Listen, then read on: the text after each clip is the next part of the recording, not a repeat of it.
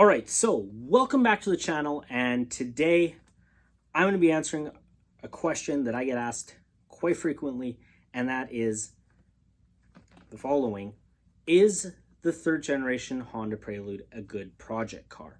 So now, before I dive into that, I'm just going to let you guys know that this is a continuation of the series where I answer questions specifically in regards to the third generation Honda Prelude. And that's kind of what's going on here.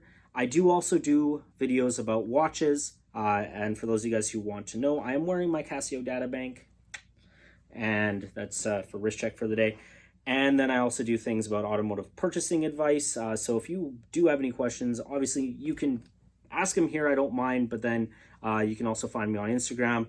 I'll put my Instagram kind of somewhere on there and you can find it. But obviously, if this video did answer your question, if you did like it, make sure to drop a like. Obviously, subscribe to see more awesome stuff in the future. But with that out of the way, let's jump right back into the question. And that being, is the third generation Honda Prelude a good project car? And now I'm going to preface this with a disclaimer. At the end of the day, it's your money, your opinion. This is just my money and how I've spent it, in my opinion. And I'm going to tell you right off the hop, I'm going to come up with a quite controversial opinion. And I'm going to say objectively, the Honda third generation Honda Prelude is not really that great of a project car. Now, before you boo, click the dislike button and, get really angry and throw your computer out of a window or laptop or phone. Most people probably watching on the mobile devices. I'm going to give you these reasons why it is not really a good project car objectively. And then we'll talk about this subjectively. I'm going to say, first of all, the Honda Civic and the Acura Integra are way lighter cars. So they're lighter. So technically, if you care about going around, or I would say down a straight line faster, you're probably always going to be going faster in the Civic or the Integra. I'm also going to preface it by saying that the third generation Honda Prelude is not a very well supported chassis in terms of both aftermarket support and OEM. It's just that, yeah, parts are very difficult to find for the third generation Prelude. If they're OEM, aftermarket, you have a very limited amount of companies that do support the third generation Prelude chassis. One of which is One Fun Ride. He's been in the game. Basically, I would say he's kind of like the godfather of the third generation Prelude community, and he's done miraculous wonders for our chassis. So I'll drop a link to his website down in the description below, and you can go take a look at what he has to offer. And yeah, but he's not supporting me in any way. I mean, maybe that'd be kind of cool if he could, like if I could be sponsored by him. But anyways, I'd have to get product.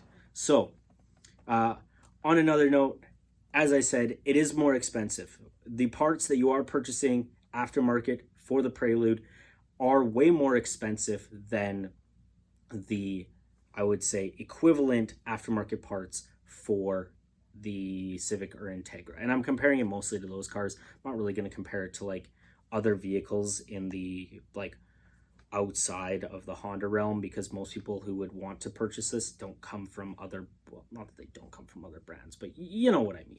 Otherwise, we'd get into what's the fastest way to go down the quarter mile for the least amount of money. And to be honest, I don't know if a Honda is probably the cheapest way to do it. Then I would say it comes down to the subjective part. It comes down to the subjective. How do you feel when you're driving it? And to be honest, I'm going to say that, first off, and these are my opinions, the Prelude has a way better interior than the Civics or Integras. Now, some people might really like the Integras. If you compare it to like the RSX Type S, I had one of those.